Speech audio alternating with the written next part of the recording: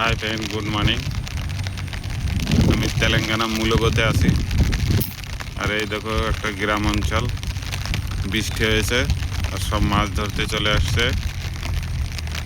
কত সুন্দর একটা দৃশ্য, জল বেঁধে গেছে দেখো মাঠে, সব চাষের জমিতে। আর এই দেখো খাল দিয়ে কি সুন্দর জল যাচ্ছে। এইখানে মাছ ভর্তি, প্রচুর মাছ পাওয়া যায়।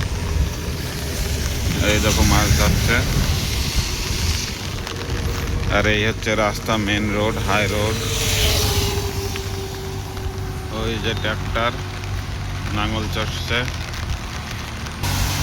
এই দেখো 4 চাকা গাড়ি নিয়ে আসছে সব মাছ ধরতে। এই যে সব বাইক রেখে গেছে সব মাছ ধরতে।